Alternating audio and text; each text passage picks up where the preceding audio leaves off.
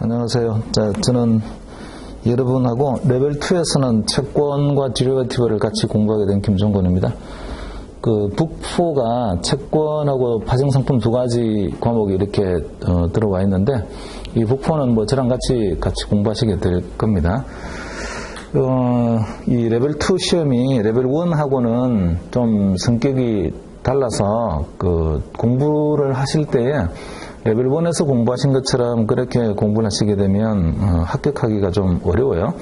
레벨 1은 기본적으로 컨셉을 묻는 문제들이 되게 많고 기본을 이해했냐 이런 것들이 되게 많은데 비해서 레벨 2는 주제 자체가 아예 밸류에이션입니다. 레벨 2를 전체를 꿰뚫고 있는 주제가. 가치평가는 말로 할 수 있는 게 아니잖아요. 전부 다 손으로 계산기를 두드려야 되는 거라서 레벨 1은 그냥 듣고서 이해하고 그리고 약간의 계산기 조작법을 알고 이러면 끝날 수 있는 문제들도 레벨 2로 오게 되면 대단히 어렵게 계산을 끝까지 답을 내야 되는 그런 문제들이 많이 있어요. 좀 테크니컬한 이 내용들이 많이 있어서 수리적으로 전개되는 거라든지 기본적인 이론이라든지 이런 걸 잘 이해를 일단은 해야 되고요. 눈으로만 절대로 공부하시면 안 되고 돌아가시게 되면 반드시 계산기를 두드려 보세요. 항상 계산기를 두드리면서 손에 계속 익혀야 돼요. 레벨 2 시험을 쳐서 떨어지신 분들 중에 이런 분들이 꽤 많이 있어요. 내가 수업 시간에 들었던 내용은 다 이해를 했고 그리고 사실 모르는 내용도 거의 없어서 난 충분히 합격할 수 있을 거라고 생각했는데 그럼에도 불구하고 시험에 떨어지는 이유는 계산기를 두드려서 제한된 시간 내에 문제를 푸는 연습이 안 됐기 때문입니다. 그래서 그냥 들으면 다 알고 이해가 됐는데 딱 제한된 시간 내에 문제를 주고 풀어라라고 하게 되면 안 풀린다고요. 그리고 한번 실수를 해서 굉장히 사람들이 당황하게 되는 경우가 내가 알고 있는 문제인데도 불구하고 이걸 못 풀었네? 답이 안 나와. 계산기를 두드렸는데 정확히 딱 답이 있어야 되는데 뭔가 안 나와요. 멘붕 옵니다. 분명히 안다고 생각했는데 그러니까 또 두 번 해보고 이렇게 하다 보니 시간이 자꾸 가고 그러다가 나중에 쉬운 문제나 뒤에 가서 뭔가 내가 시간만 있었다면 충분히 풀 수 있는 문제들을 못 풀게 되어서 그래서 시험에 떨어지고 이래요. 채권과 파생상품은 전통적으로 레벨 2 시험에서는 난이도 1, 2 위에 속하는 과목입니다. 그러니까 난이도가 제일 높아요. 둘 다. 이게 글로벌 서베이를 해보게 되면 시험을 치고 나면 CFF에서 글로벌 서베이를 하거든요. 올해 시험이 어땠어요? 라고. 난이도가 어떤 과목이 어려웠어요? 라고. 그러면 항상 1위에 올라오는 레벨 2에서는 채권이 항상 1위에 올라오고 그 다음에 파생상품도요 거의 한 2, 3위 내에는 늘 이렇게 옵니다. 그래서 결코 쉽지 않은 과목이라서 혼자 좀 생각하는 시간이 많아야 되고요. 그리고 저도 여러분하고 같이 좀 쉽게 그냥 직관으로 이해할 수 있게끔 이렇게 계속 접근을 해보긴 할 텐데 결국은 그거를 이해하고 소화시켜서 문제를 풀어야 되는 거는 여러분의 몫이니까 돌아가셔서 꼭 연습들을 좀 많이 하시기 바랍니다.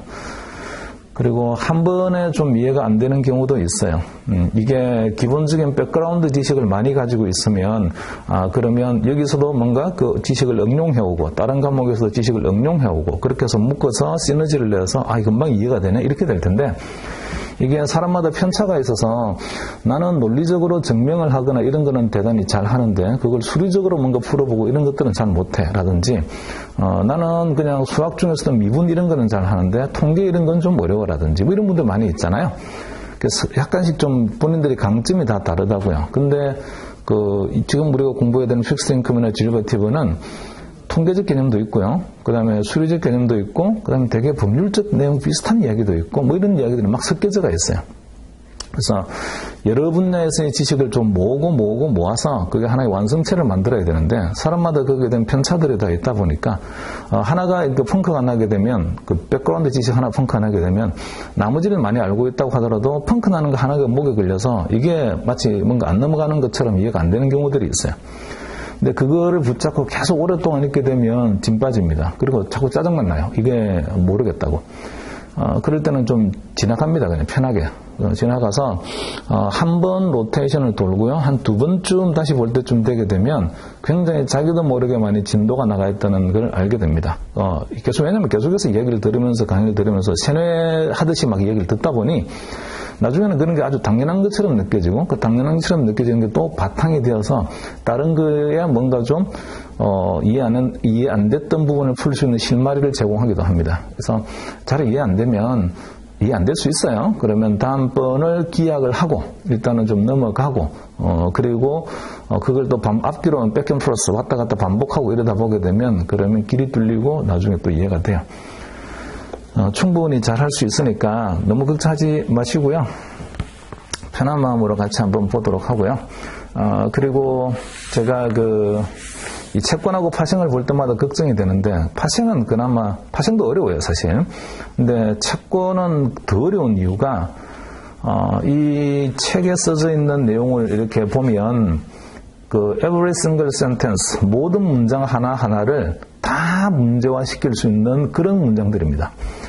그러다 보니, 이 말을 이렇게만 살짝 바꿔서 내게 되면, 정말 헷갈릴 텐데, 못 풀 거야, 틀릴 거야, 이런 것들이 굉장히 많이 있다고요. 그래서 풀 수 있는 문제로 나올 수 있는 내용들이 도치에 산재해 있습니다.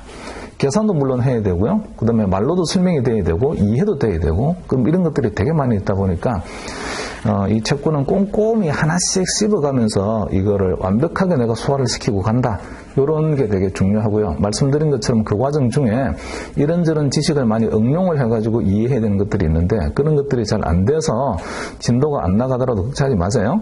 한 2번, 3번 정도 반복을 하시게 되면 나중에 다 뚫리게 됩니다. 자, 교재를 한번 볼까요? 일단 목차를 한번 봅시다. 컨텐츠. 스타디 세션 12, 13 이렇게 쭉 이제 나와 있는데 12, 13이 같이 공부를 해야 될 픽스 인컴입니다. 그리고 나중에 이제 14는 파생 상품인데요. 일단 스타디 세션 12하고 13에 나와 있는 주제들을 한번 볼게요. 리딩 32에 The Term Structure and the Interest Rate Dynamic 있는데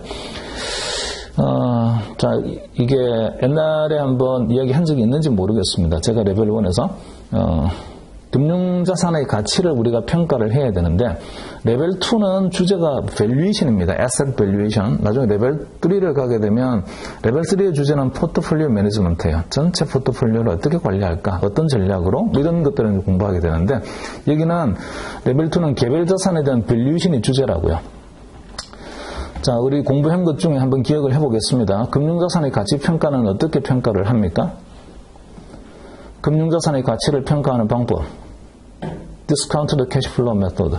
그러니까 미래에 발생하는 현금 흐름을 Back to the Present, 현재 가치로 평가합시다. 이런 거 하잖아요. 디스카운팅에서. 근데 그 현금 흐름의 종류가 있어요. 현금 흐름의 종류가 뭐가 있을까? 금융자산의 현금 흐름의 종류는 뭐가 있을까? 일단은 기억을 한번 하겠습니다. 금융자산의 현금 흐름은 딱 2개밖에 없어요. 이자나 배당, 이게 아니고 그런 게 아닙니다. 금융자산으로부터 발생하는 현금 흐름의 종류는 2개. 첫 번째는 expected cash flow가 있고 두 번째는 promised cash flow가 있습니다. 자, cash flow 앞에 붙는 말이 달라요. expected cash flow. 그 다음에 두 번째는요, promised cash flow. expected cash flow의 개념에 속하는 asset이 주식입니다. 주식의 현금 흐름 뭐가 오는 거죠? 배당 올 거야. 언제 와? 모르겠어요. 얼마 와? 모르겠어요. 다 모릅니다. expectation 해야죠. 주식은 expected cash flow를 다루는 거고 반면에 채권은요. 이자와 원금을 언제 주겠습니다라고 promise가 되어 있잖아요. 채권은 promised cash flow니까 현금 흐름 자체가 현금 흐름을 추정합시다 이럴 이유가 없습니다. 자, 현금 흐름을 추정하지 말고 약속되어 있는 현금 흐름만 이제 디스카운트 하면 되죠. 현재 가치로 가져오면 됩니다. 그게 이제 채권의 가치란 말이죠. 근데 문제는 뭘로 디스카운트 할까의 문제예요. 뭘로 디스카운트 할까? 약속을 지킬 수 있다라고 하게 되면 정확한 약속을 지킨다. 아무런 위험이 없는 약속이니까 무위험 이자로 우리가 디스카운트 하면 될 텐데 약속을 만약에 지키지 않을 수 있는 가능성, 그러니까 부도의 가능성, 디폴트 리스크가 있다라고 하게 되면 채무불이행 위험, 그러면 거기다가 위험 프리미엄을 좀 붙여야죠. 그래서 얼마만큼의 위험 프리미엄을 붙이게 되면 이 약속된 현금 흐름을 우리가 디스카운트하는 appropriate discount rate, 적절한 할인율이 될까? 이게 이제 채권에서의 주제입니다. 그래서 출발은요, 할인율을 뭘 써야 되는 거지? 이게 이제 채권에서의 주제가 될 텐데, 그 할인율에 해당되는 게 전부 다 금리잖아요. 그 금리에 해당되는 게 첫 번째 주제에 나와 있습니다. 근데 이게 이제 term structure라고 말을 한 이유는 금리는요, 기간에 따라서 다르잖아요. 그러니까 1년짜리 금리하고 2년 만기 금리, 3년 만기 금리들이 다 다릅니다. 그러니까 시차를 두고 이자와 원금들이 오게 될 텐데 그 시차를 두고 오는 이자와 원금을 할인하는 할인율이 동일한 할인율을 써야 되는 거냐? 그건 아닐 거고 시차가 달라지게 되면 시차가 다른 거에 따른 다른 할인율들을 써야 될 텐데 그 다른 할인율을 그럼 뭘 보면 되는 거니? 그게 이자율의 기간 구조를 보면 되죠. 자, 채권의 약속된 현금 흐름은 바뀌지 않음에도 불구하고 이자율의 기간 구조가 바뀌게 되면 이자율 구조가 바뀌게 되면 채권의 가격이 바뀝니다. 그러니까 밸류에이션이 달라지게 되는 거죠. 그래서 첫 번째 챕터에서는 현금 흐름을 할인하기 위한 이자율이 어떤 구조를 가지고 있나요? 기간별로. 자, 그런 걸 공부하게 될 거고요.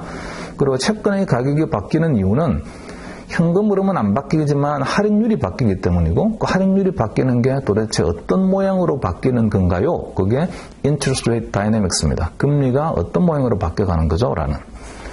그래서 이 첫 번째 챕터가 굉장히 중요한 챕터인데 레벨 1에서 공부했던 주제하고 같이 좀 섞여져 있습니다. 그래서 앞부분은 좀 빨리 나갈 수가 있어요.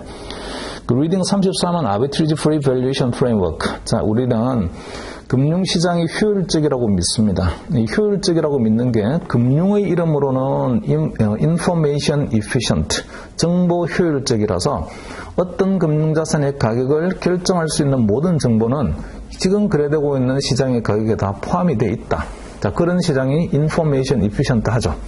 그리고 efficient한 종류도 보게 되면 weak 폼도 있고, semi-strong 폼도 있고, strong 폼도 있고, 이런 종류들이 있습니다. 금융시장이 효율적이다, 인포메이션 이피션트하다. 이거를 거래 트레이딩의 관점에서 보게 되면 차익 거래가 발생하지 않는 시장, 그런 시장이 효율적 시장입니다. 더불어서 경제학적으로 보게 되면 수요와 공급이 정확히 일치를 해서 초과 수요와 초과 공급이 없는 시장, 그런 시장이 균형시장이에요.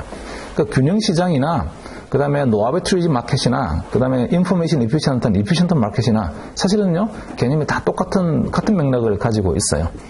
그래서 이 Arbitrage Free Valuation Framework은 시장에 나와 있는 금리 구조를 보고 차익 거래가 발생하지 않게끔 가격을 한번 구해볼까요? 이게 이제 주제입니다. 근데 여기서는 뭐 간단하잖아. 미래 현금 흐름을 YTM으로 디스카운트하면 되겠지. 그게 우리 레벨 1에서 공부한 건데 실제로 미래의 금리라는 거는 경우의 수를 가지고 있어서 올라갈 수도 있고 내려갈 수도 있잖아요. 그러니까 다양한 경우의 수를 우리가 감안을 해서 가격을 한번 밸류에이션 해보자. 채권의 가격을. 자, 그때 그 다양한 경우의 수는 결국은 이자율이 어떻게 될까라는 경우의 수가 필요하고 그 이자율을 이항추리로 우리가 그려서 바이노미얼 추리를 그려서 채권의 가격을 구하는 연습을 여기서 해보겠습니다. 그래서 이 리딩 33은 전부 다 이항추리와 관련된 이야기입니다. 금리가 올라가거나 내려가거나 또는 올라가거나 내려가거나 딱 두 가지 경우의 수밖에 없다라고 해서 그 이항추리를 마치 거미줄처럼 한번 이렇게 그려서 채권 가격 밸류에이션 하는 걸 한번 해볼 거예요. 리딩 34로 오시면 Valuation Analysis of Bond with Embedded Option. 옵션이 내재되어 있는 채권의 가치 평가입니다. 옵션이 내재되어 있는 채권, 기억나는 게 뭐가 있냐면 콜러블 본드, 푸터블 본드, 그 다음에 레벨에서 공부했던 것 중에 컨버터블 본드, 이것도 잠깐 개념이 나왔습니다. 그래서 여기서는 이제 주로 많이 다루게 될 게 콜러블 본드하고 그 다음에 푸터블 본드와 같은 그 채권 자체에 옵션이 붙어 있는 이 채권을 밸류에이션 하는 걸 한번 해볼 텐데 이것도 마찬가지로 이항 트리를 이용해서 가치 평가를 하는 걸 해볼 거예요. 그래서 이 리딩 33에 나오는 이항 트리의 개념을 이해를 못하면 리딩 34에 나오는 요 옵션이 내재되어 있는 채권의 가치 평가가 조금 이해가 안 되고 어렵습니다. 그래서 좀 디테일하게 상세하게 이야기하면서 갈 거예요. 자, 그리고 여러분이 시험 목적으로 되게 많이 그 연습을 하셔야 될 것도 리딩 34에 나오는 이항 트리를 이용해서 가치 평가하는 거는 계산기를 계속 두드리면서 연습하는 걸 굉장히 많이 하셔야 됩니다. 자, 그리고 그 리딩 35는요. 크레딧 애널리시스 모델이라고 되어 있는데 이거 어려워요. 자, 크레딧 애널리시스. 우리가 그 평가하고자 하는 채권이 국채를 평가하고자 하는 게 아닙니다. 국채는 당연히 다 이자와 원금을 줄 테니까 고민할 게 없죠. 들고 있으면 돼요, 그냥. 근데 문제는 위험 채권이요. 국채가 아닌 디폴트 가능성 있는 채권의 가치를 우리가 구하고 싶은데 자, 이게 디폴트 가능성이 있는 채권은 사실은 뭐를 확인하는 게 제일 중요한 거냐면 그 디폴트 가능성이 어느 정도 되는 겁니까? 그러니까 크레딧 리스크가 어느 정도 되는 겁니까? 이거를 측정하는 게 아주 중요합니다. 레벨 1에서 공부 안 한 바가 아니에요. 레벨 1에서 공부한 것 중에 자, 그때는 채권의 디폴트 리스크를 측정하기 위해서 본 게 파이낸셜 스테이트먼트, 재무제표 같은 거 보자. 이런 게 했어요. 무슨 비율 보자 이런 것들을 했었는데 근데 알고 있기에 그 파이낸셜 스테이트먼트 같은 것들은 전부 다 히스토리컬리 지나간 사건을 숫자로 기록한 거잖아요. 지나간 사건을 숫자로 기록한 걸 보고 미래의 부도 가능성을 예측해보자. 이게 시간이 좀 안 맞죠. 그래서 여기서는 크레딧 애널리시스 모델에서는 조금은 자, 자본시장을 쳐다보는 게 어떠니? 한번 생각을 해볼게요. 어떤 회사가 디폴트 가능성이 높아요. 채권 가격이 높아지겠습니까? 낮아지겠습니까? 그 채권의 가격. 디폴트 가능성이 낮아지겠죠. 채권의 가격이 움직이는 걸 보면 뭘 알 수 있다? 부도 가능성을 알 수 있다. 부도 확률을 대충은 알 수 있다. 이런 거죠, 이제. 그 다음에 또 디폴트 가능성이 높은 그런 회사가 있으면 주가가 올라갈까요? 내려갈까요? 내려갈 거예요. 주가의 움직임을 보더라도 디폴트 확률을 알 수 있다. 이런 것들이 자본시장에 나오는 주가나 채권 같은 거를 바라보고 이 회사가 디폴트 날 수 있는 가능성이 어느 정도 되는지를 한번 모델링을 해볼까요? 이런 게 이제 여기서의 주제입니다. 그러다 보니 이 리딩 35에는 약간의 파이낸셜 엔지니어링, 금융공학적인 테크닉들이 좀 들어오고요. 그런 게 기본적 백그라운드 지식이 좀 있어야 이해하기가 쉽습니다. 너무 걱정하지 마세요. 나는 금융공학 전혀 모른다고 이렇게 상관없습니다. 여기서는 진짜 어려워지려고 하게 되면 그래 금융공학적 모델을 이용해서 디폴트 프로바빌리티를 한번 계산해봐. 이렇게 하면 진짜 어려워요. 근데 이제 여기서는 그렇게는 하진 않고 기본 개념만 이야기합니다. 이렇게 부도 확률을 측정할 수 있는 거예요 라고 기본 개념만 딱 이야기를 하는 거라서 그 개념만 이해하시면 돼요. 실제로 뭔가 손으로 한번 디폴트 프로바빌리티를 계산해 이렇게 하게 되면 아주 어려워진다고요. 근데 거기까지는 안 들어가니까 맛만 살짝 봅니다. 아, 이렇게 하는 거구나 라고. 자, 페이지 넘기셔서 그 리딩 36에 크레딧 디폴트 스왑이 있는데요. 크레딧 디폴트 스왑은 파생 상품입니다. 신용 파생 상품이에요. 원래 이 크레딧 디폴트 스왑 CD에서는 과거에는 디리버티브 범주에 들어가던 거였는데 이 디리버티브가 채권이나 또는 뭐 대출과 같은 이 debt obligation, 뭔가 돈을 지불해야 되는 그런 자산이 있는데 돈을 지불해야 되는 자산이 이게 디폴트가 나게 되면 그 자산을 들고 있는 사람은 가치가 막 하락할 것 아니에요. 손실이 많이 나올 거 아니에요. 그런 손실을 막을 수 있는 파생이 없나? 그게 크레딧 디폴트 스왑입니다. 그래서 크레딧 디폴트 스왑은 채권류의 자산들이 가지고 있는 디폴트 위험을 뭔가 보장할 수 있는 파생으로 해지할 수 있는 수단으로 크레딧 디폴트 스왑이라는 게 있어요. 그래서 요거는 파생 상품의 범주에 속하는 건데 나중에 우리가 이제 공부를 하는 순서는 그 32, 33, 34까지는 순서대로 가고요. 그 다음에 36을 공부를 하고 그 다음에 35를 하고 이렇게 하면 뭐 그 순서가 맞을 거예요. 자, 그리고 그 시작을 하기 전에 한 가지 제가 미리 말씀을 드리는데 여러분이 가지고 있는 이 스웨츠 노트가 케플란에서 케플란의 교수들이 서머리를 한 책입니다. 원래 코어 리딩 북은요 되게 두꺼운 책들이 막 여러 개가 있어요. 그 여러 개의 코어 리딩 북 중에서 LOS에 맞춰서, LOS가 러닝 아웃컴 스테이트먼트잖아요. 학습 목표죠. 학습 목표에 맞춰가지고 이 케플란에서 서머리를 한 거예요. 코어 리딩이 있는 책을. 자, 그러다 보니까 어떤 분이 서머리를 했는지에 따라서 어쨌든 서머리를 한 사람의 언어로 이게 말이 되어 있다 보니까 어떤 분이 했는지에 따라서 이게 조금씩 뉘앙스가 다르게끔 되어 있어요. 그러니까 같은 걸 설명함에도 불구하고 이 사람은 이렇게 표현하고 저 사람은 저렇게 표현해서 마치 다른 것처럼 보이는데 그게 사실은 같은 이야기가 이런 것도 많이 있고요. 그 다음에 같은 이야기인데 어떤 분은 좀 정확하게 디파인을 했고 어떤 분은 두리뭉실하게 디파인을 해서 이게 어느 게 맞는 거야? 이렇게 좀 약간의 상충이 생기는 것도 있습니다. 그래서 한 분이 끝까지 다 썼어요. 이렇게 하게 되면 일관성이 있을 텐데 그런 일관성이 좀 없이 두 개가 서로 모순되는 이야기가 나오는 경우가 가끔씩 있어요. 자, 그럴 때는 제가 이게 맞는 겁니다라고 말씀을 드릴 거고요. 그리고 또 뭔가 오미션, 생략된 표현 같은 것들도 있습니다. 그런 것들은 또 제가 상세하게 그런 부분에서는 추가를 해서 말씀을 드리겠습니다. 자, 대부분의 내용들에서 휙 넘어가는 경우는 거의 없을 거예요. 제가 아주 꼼꼼히 모든, 그냥 every detail을 거의 다 이제 파헤치면서 한번 가긴 할 텐데, 그러다 보니까 시간이 좀 많이 모자라요.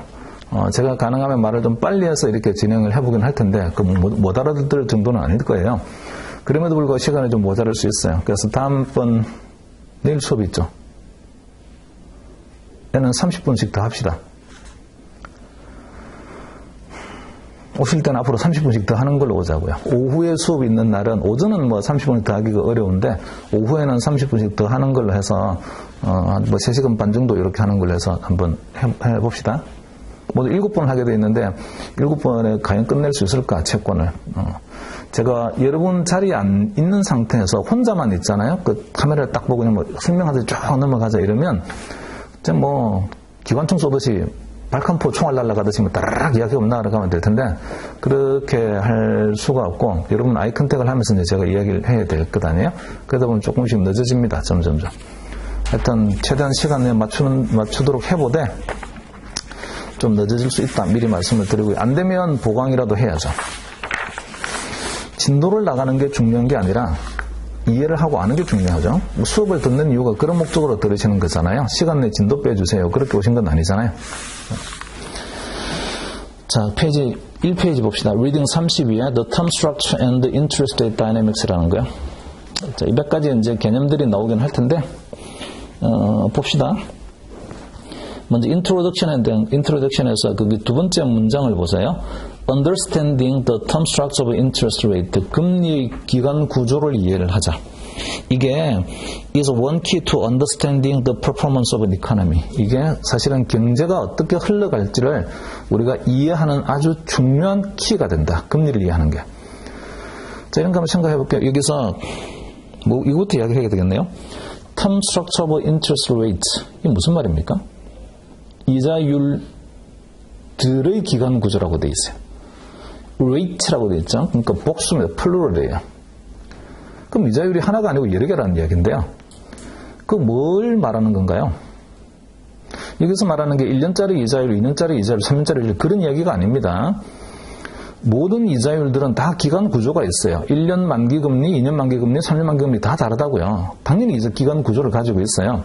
그런데 interest rate라고 말하는 그러면 이 rate라고 복수를 쓴 interest는 뭐가 있을까? 여러 개 있습니다. 첫 번째는 spot rate. 제로 쿠폰 금리죠. spot rate. 그 다음에 forward rate. 그 다음에 par rate 또는 뭐 YTM이라는 yield to maturity 이런 것들이 전부 다 금리라고 말할 수 있는 것들입니다. 걔네들이 다 기간 구조를 가지고 있다고요. 다 그 모양이 대부분이 upward sloping 우상향으로 올라가는 구조를 가지고 있어요. 그러면 나중에 뒤에 가서 한번 보시게 되겠지만 자, 시장에 채권 시장을 가서 제로 쿠폰 본드가 거래되는 걸 봤어요. 1년, 2년, 3년, 4년, 5년 뭐 이렇게 각각의 만기를 가지고 있는 제로 쿠폰 본드를 봤더니 거래되는 가격이 다 같지가 않을 거예요. 똑같은 액면가인데 1년 만기에 1년 있으면 만기되는 것도 있고 2년, 3년, 4년, 5년 만기되는 것들이 다 있어요. 만기가 다 다른 것들이 있습니다. 액면가는 같아요. 제로 쿠폰인데. 어느 게 제일 싸겠습니까? 똑같은 액면가를 가지고 있으면. 1년 있다가 100 받는 채권이 있어요. 자, 2년 있다가 100 받는 채권이 있고요. 3년 있다가 100 받는 채권이 있고 4년 있다가 100 받는 채권이 있고 5년 있다가 100 받는 채권이 있어요. 어느 게 싸겠냐고요? 당연히 이 5번째 채권이 제일 쌀 거예요.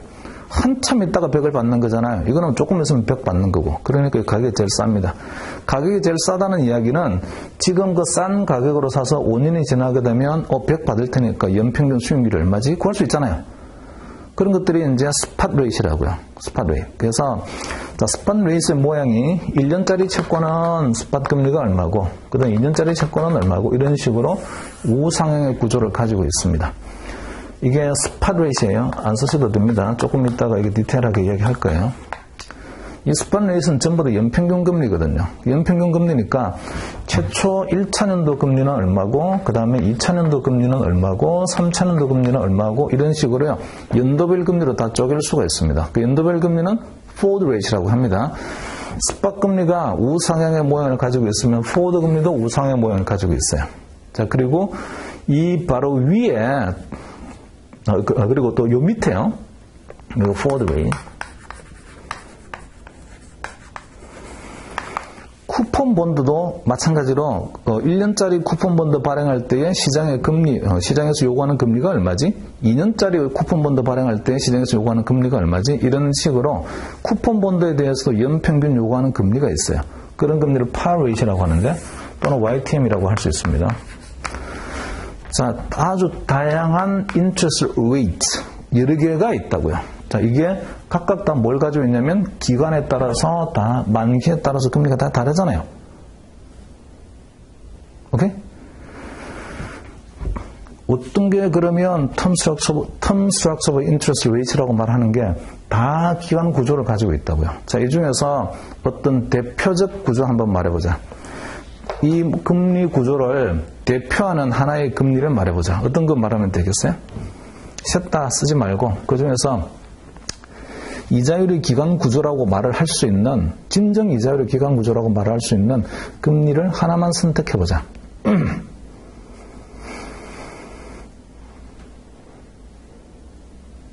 YTM은요, 밑에 있는 YTM은 쿠폰 본드에 대해서 시장에서 요구하고 있는 금리 수준이거든요. 1년짜리나 2년짜리, 3년짜리 채권을 쿠폰 본드로 발행한다면, 쿠폰을 주는 채권으로 발행한다면 얼마의 금리를 요구합니까? 이건데요.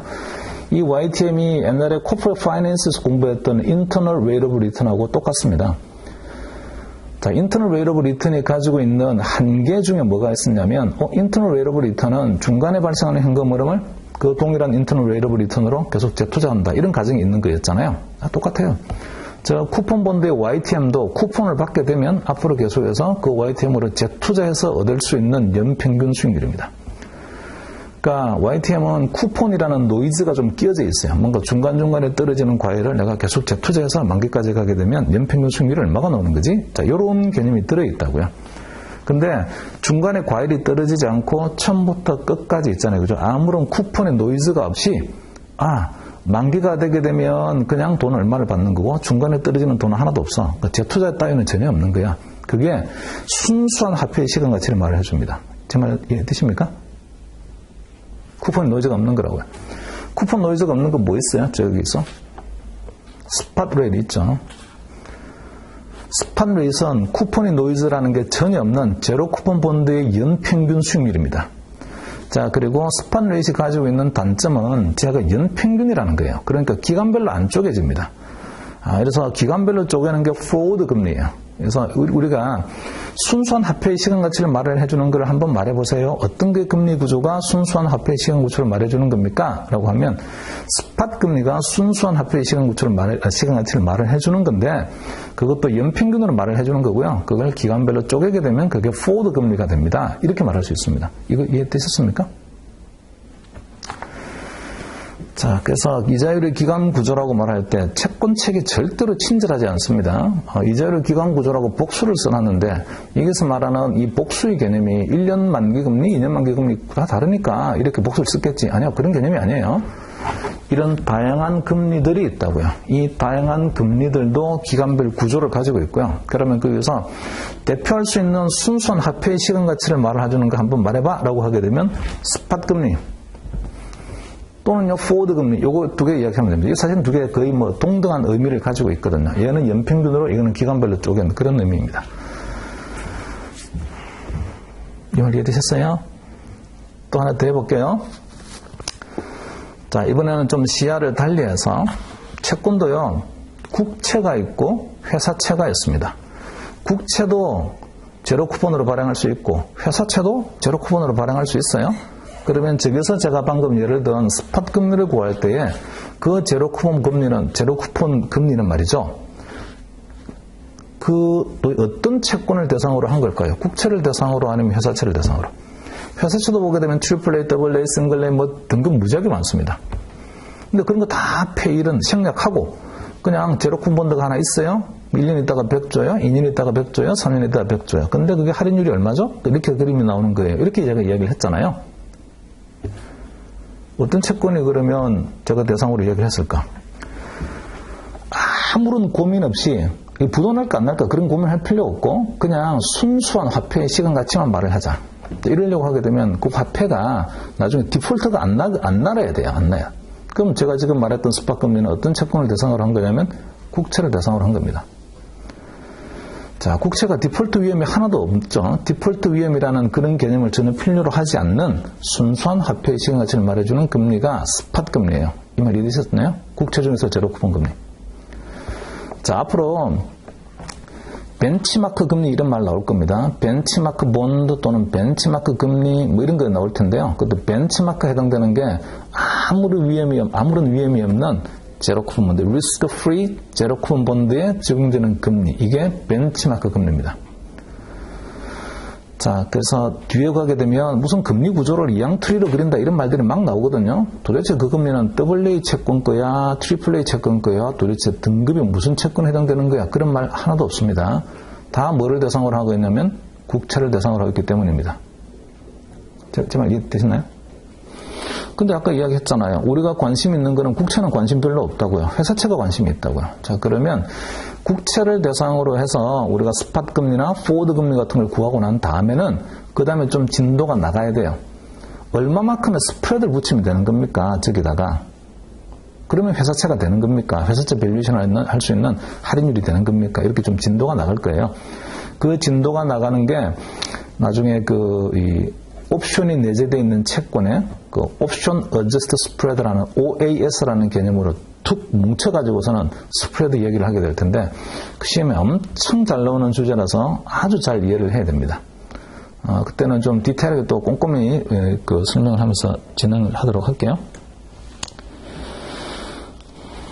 잘 이해되셨죠? 무슨 말인지. 그래서 채권 책이 친절하지 않다니까요. Term structure of interest rate라고 해놓고 복수 S 붙여놨어요. 그거 도대체 S가 붙여서니까 뭐지? interest rate라는 게 하나, 둘, 세 개 있어요. 대표는요, 얘입니다. 얘 스팟 금리. 얘를 알게 되면 그 다음에 얘를 찾아올 수 있어요. 그래서 얘로부터 출발합니다. 항상. 그것도 국채를 대상으로. 그리고 밑에 한번 봅시다. 스팟 레이츠라는 거 있어요. 거기서 그 스팟 레이츠에다가 키워드 하나 동그라미 치겠습니다. 무심히 지나갈 수 있는데 스팟 레이츠 are annualized. annualized 동그라미 칠까요? 자, 모든 금리는요. 전부 다 연간 기준으로 환산해서 표현합니다. 2년짜리 금리도 연평균이 얼마야 이렇게 말을 하고 3년짜리 금리도 연평균이 얼마야 이렇게 얘기를 한다고요. 이 말 이해됐어요? 3개월짜리 금리도 연간 금리로 환산하면 이게 얼마 이렇게 표현을 합니다. 연 몇 퍼센트 이런 식으로. 두 번째 문장에서 generally we use spot rates for government security 또는 risk free to generate the spot rate curve. 앞으로 우리가 다 government 본드 또는 risk free 본드를 기본으로 대상으로 해서 스팟 금리를 구해보고 포워드 금리도 구해보고 이런 거 하겠습니다. 자, 페이지 좀 넘겨볼게요. 다음 페이지. 2페이지에 모듈 32.1에 Spot and Forward Rates 있습니다. 자, 여기서 LOS 32A에 보니까 한번 읽어볼게요. Describe relationships among spot rates, forward rates, yield to maturity, expected and realized return on bond. 스팟 레이트라는 개념이 이미 한번 나왔어요. 자, 그 다음에 forward rate라는 개념도 나왔어요. 그리고 YTM이라는 개념도 yield to maturity라는 개념도 나와요. 거기에다가 또 뭔가 붙어 있어요. 여기 개념이 또 있네요. Expected return. 네. Realized return. 뭐 이런 개념이 있습니다. 다 구분을 해서 우리가 좀 이해를 해야 되는데 expected return은 말 그대로 expectation이잖아요. 얘는 개념이 ex ante죠.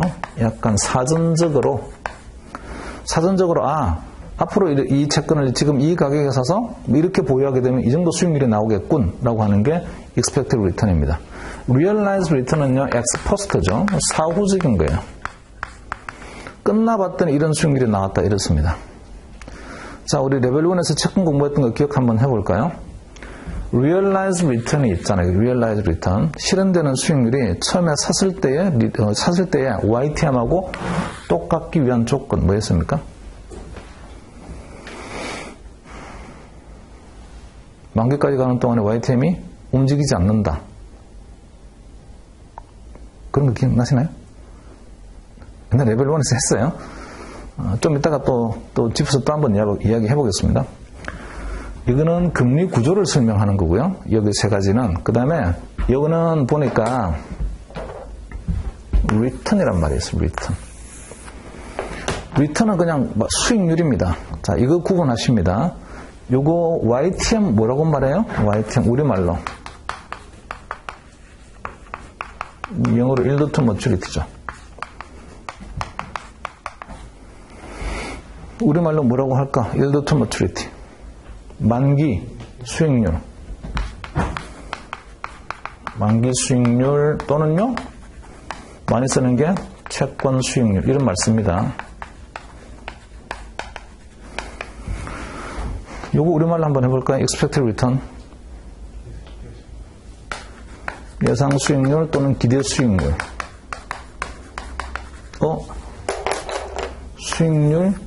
수익률. 똑같네요. 근데, 다릅니다. 요거 yield라는 거 하고요. 이거 나오는 return하고요. return은 실제로 내가 뭔가 재투자를 하고 그 다음에 나중에 끝에 가서 팔고 이렇게 하게 되면 어느 정도 수익률이 나올까, 그런 이야기예요. 뭔가 처분을 하거나 뭐 재투자를 하거나 이런 류의 행위가 포함이 되어 있는 거죠. 이제 그렇게 해서 나오는 수익률이 얼마 정도 나오겠습니까? 이런 거고요. 요 yield to maturity는 이 채권을 지금 거래되는 가격으로 사서 만기까지 간다면 수익률이 어느 정도 나오겠습니까? 이것도 예상되는 수익률입니다. yield to maturity 예상되는 수익률. 그러니까 여기 위에 있는 두 가지하고 어느 게 개념이 같은 거냐면 yield to maturity는 위에 있는 개념하고 같아요. expected return하고. 이건 이해됐어요? 근데 이 yield to maturity가 예상 수익률대로 그대로 진짜 있잖아요. 그죠? 기대 수익률처럼 되려고 하게 되면 뭐가 안 바뀌게 된다고요? YTM이 만기까지 가는 동안에 안 바뀌면 이렇게 처음에 샀을 때의 가격 속에 내재되어 있는 수익률이 실제로 내가 얻을 수 있는 예상 수익률하고 같습니다. 지금 제 말 이해되고 계십니까? 뒤에서 한번 이야기 해볼게요. 좀 이따 또 주제가 나올 테니까. 근데 그리고 LO에서 두 번째 문장 끝에요. and 그 다음에 the shape of the yield curve. 자, 거기 the shape of the yield curve에 동그라미를 쳐놓으세요. 이 챕터는요, 전부 다 the shape of yield curve 이거에 대한 이야기입니다. yield curve의 모양, 이게 이제 이야기라고요. 또 물어볼게요. yield가 뭐예요? yield curve라고 했잖아요. 수익률인데. 요거 두 개는 아닐 거예요. 그죠? expected return 이런 것들은 아닐 거라고요. 수익률의 모양이 한 개, 두 개, 세 개 있네요. 얘들도 다 수익률들입니다. 얘는 연평균 수익률. 무슨 채권을 샀을 때? 쿠폰 본드를 샀을 때에 쿠폰을 계속해서 재투자한다는 가정이 포함이 되어 있는 연평균 수익률. 얘는요? 제로 쿠폰 본드를 샀을 때, 제로 쿠폰 본드를 만기까지 가져갔을 때 연평균 수익률, 예상된 연평균 수익률. 이해됩니까? 이거는 연간 단위로 있잖아요. 1,000원들은 수익률이 얼마가 나오고, 2,000원들은 수익률이 얼마 나오고, 3,000원들은 얼마가 나오지? 이 기간별로 자른 수익률. 그러니까 수익률 커브가 이게 더 세 개 있어요. 자, 대표적인 거 한번 말해볼까요? 아까 대표가 뭐라고 했어요? 스팟 레이트 커브 또는 스팟 일드 커브라고 합니다. 스팟 레이트 커브 또는 스팟 일드 커브. 자, 이 스팟 커브가 이게 대표예요. 이 커브가 대표 커브라고요. 자, 이 대표 커브를 보고 채권의 가격이 왜 움직여? 얘들이 할인율로 쓰이는 것들인데 얘들이 뭔가 움직이게 되면은요, 채권의 가격이 움직인다고요. 그래서 자, 이 일드 커브의 모양을 딱 째려보고 난 다음에 1,000원도는 금리가 얼마가 되고 2,000원도는 어떤 금리, 3,000원도, 4,000원도, 5,000원도 어떤 금리가 올까? 그거는 저 커브를 보면은요, 우리가 뭔가 좀 예상을 해볼 수 있습니다. 저 커브 속에 내재되어 있는 앞으로 전개되는 미래의 금리들 갖다가 좀 계산해 볼 수가 있다고요. 그렇게 계산한 범위가 포워드 금리들이죠. 자, 지금 현재 스팟 커브 속에 숨어있는 이런 1차년도, 2차년도, 3차년도, 4차년도, 5차년도의 금리가 실제로요, 1년이 딱 지나고 나면, 1년이 지났어요. 지난 시점에 가보니까, 여기서 제로 시점에서 봤던 2차년도의 금리가 1년이 지나고 나면 진짜 1년짜리 금리로 그대로 되어 있을까? 뭐 그렇게 되어 있을 수도 있겠죠. 뭐 확률이 아주 작을 거예요. 저 금리가 움직일 거라고요, 분명히. 그 금리가 움직이게 되면 채권의 가격이 움직이겠습니다. 제 말 이해됐어요? 그래서 채권에서 돈을 벌려고 하게 되면 금리가 앞으로 어떻게 움직일까를 이해를 해야 되는데, 그 금리가 움직일까를 이해를 하려고 하게 되면 현재의 스팟 금리 구조 속에는 각 연도별 금리가 어떻게 될 거라고 시장에서는 생각하고 있는 거지, 이걸 먼저 이해를 해야 돼요. 제 말 이해되고 계신 거죠? 자,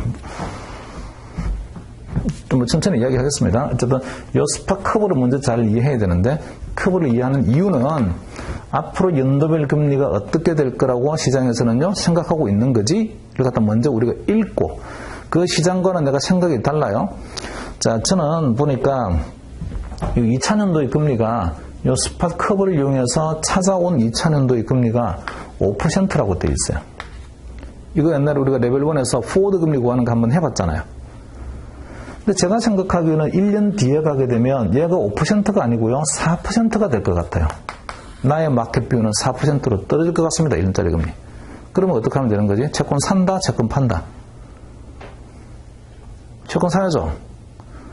할인율이 낮아지게 되면, 원래는 5%로 이걸 디스카운트 할 줄로 생각을 알았는데, 시장에서는 그렇게 생각하고 있는데, 4%로 나는 디스카운트 하면 되게끔 금리가 낮아질 거다. 이러면 채권을 사서 캐피탈 게인을 얻자. 이렇게 할 수 있는 거잖아요. 그래서 일단은 출발점은 시장에 지금 형성되어 있는 스팟 커브를 보고, 그 스팟 커브 속에 연차별 금리에 대해서 시장에서는 어떤 생각을 가지고 있는 건지를 보고, 내가 생각하는 게 그거하고는 좀 달라라고 하게 되면 채권을 미리 사자라고 약속을 하거나, 채권을 1년 뒤에 팔자라고 미리 약속을 하거나, 이렇게 해서 추가적인 시세 차익을 얻을 수 있다. 그게 리턴이죠. 얻을 수 있는 초과 수익이 된다고요.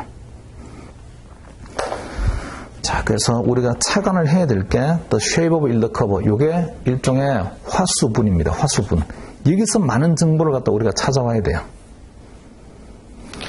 먼저 스팟 레이부터 보겠습니다. The price today of $1 per 제로품 본드 is known as discount factor. 뭐 이런 얘기는 아닌데, 할인 개수, 현가 개수.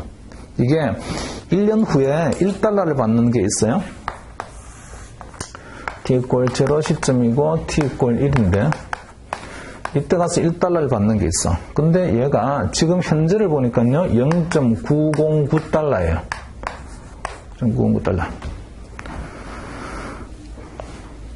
0.909달러. 자, 이거는 요게 지금 현재 가격은 0.909달러입니다. 1달러를 얼마로 디스카운트 하게 되면 0.909가 될까?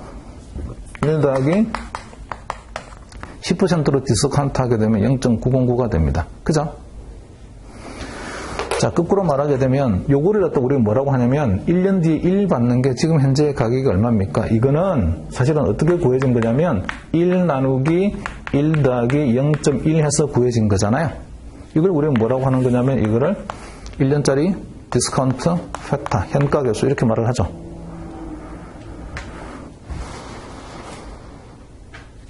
그러니까 받기로 약속된 돈에다가 현가 개수 0.909로 곱하게 되면 현재 돈이 되는 거죠, 그냥. 자, 이게 이렇게 볼 수도 있겠네요. 지금 0.909짜리를 사서 909 가격을 하고 있는 걸 사서 1년 동안 보유하게 되면 수익률 얼마 나올까요? 1 더하기 X%가 수익률인데, 그럼 1달러가 돼야 됩니다. X% 하면 뭐예요? 10%. 그래서 자, 이런 채권이 제로 쿠폰 본드잖아요. 중간에 이자 따위가 없어요. 나중에 이때가 만기고 1년 후가 만기고 그때 액면가 1달러를 받는 거야. 근데 이게 지금 얼마로 거래되고 있는 거지? 그게 곧 현가계수하고 사실은 같은 이야기고요. 그 현가계수에다가 뭔가를 갖다 1-X% 곱하게 되면 다시 1이라는 숫자가 돼야 돼. 그때 말하는 이 X%가 1년짜리 수익률인데 이거는 제로 쿠폰 본드를 샀을 때 우리가 얻을 수 있는 수익률이고 또는 제로 쿠폰 본드를 할인하기 위한 수익률이잖아요. 이런 수익률을 스팟 레이트라고 합니다.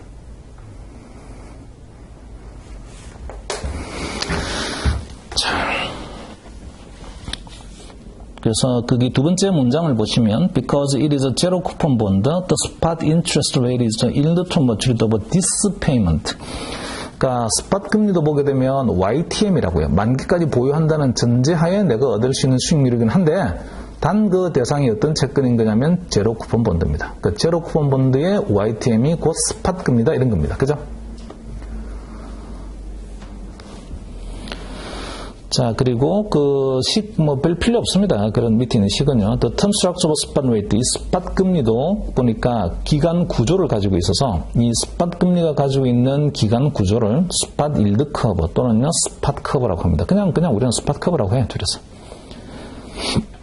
그리고 the shape and level of a spot curve changes continuously with the market price of bond. 그러니까 채권의 가격이 움직이게 되면 그 채권의 가격이 왜 움직였을까? 그게 밑에 할인율에 해당되는 스팟 금리가 움직였으니까 채권의 가격이 움직였을 거예요. 그래서 이 스팟 금리도 보게 되면 시장에서 계속 움직이고 그리고 연동되는 채권의 가격도 계속 움직입니다. Forward rate, forward 금리는 이것도 또 동그라미 쳐놓을까요? 거기 annualized 말 동그라미 칩니다. annualized. 이것도 금리는요, 연간으로 환산합니다. 연간. 1년짜리 금리 한 단위 기간이 1년짜리 이렇게 해서. 1년 금리. 자, annualized interest rate on a loan to be initiated at a future period is called the forward rate for that period. 그러니까 출발점이 지금이 아니고요. 미래의 일정 시점에서 시작을 해서 또 어떤 일정 기간에 걸치는 금리, 그런 금리를 forward rate라고 합니다. 그리고 term structure of forward rate. 이 forward rate 보니까 뭐가 있다고요? term structure가 있네요. 기간 구조가 있어요. 그래서 이게 is called forward curve라고 합니다. 그리고 note that forward curve and spot curve와 mathematically related. 이 spot curve하고 forward curve는요. 둘 사이에 어떤 수학적 관계가 있습니다. 그 수학적 관계가 좀 이따가 한번 말씀을 드릴게요. 자, 밑에 노테이션이 있는데 그 밑에 그림 그려놓은 거 있죠? 이 그림 되게 헷갈리게 그려놨어요. 필요 없습니다. 안 보셔도 돼요. 3페이지로 오세요. yield to maturity 그냥 바로. 자, yield to maturity와 yield of zero coupon bond는요, 스팟 금리입니다. 그러니까 제로 쿠폰 본드의 YTM을 스팟 금리라고 불러요, 그냥. However, for 쿠폰 본드. 이제는 쿠폰 본드가 있어요. 쿠폰 본드. 이 쿠폰 본드는 스팟 금리라고 말을 하지 않고 쿠폰 본드의 연평균 수익률은요. 얘는 그냥 YTM이라고 합니다. yield to maturity. So for a coupon bond, if a spot rate curve is not flat, the YTM will not be the same as the spot rate. 어려운 말 나와 있어요. 제가 출제자라고 하면 이런 류의 말들을 갖다가 있잖아요. 이거 맞니? 틀리니? 이런 식으로 한번 표현을 물어볼 거예요. 네, 이런 말들이 아주 잘 이해를 하고 있어야 이해가 되는데 잘 이해가 안 되면 기본적 이해가 안 돼 있으면 이 말이 맞는 말이야? 무슨 말이야? 이러면서 잘 이해가 안 됩니다. 10분 쉬었다가 이 말을 한번 같이 고민을 한번 해볼까요? 10분만 쉽시다.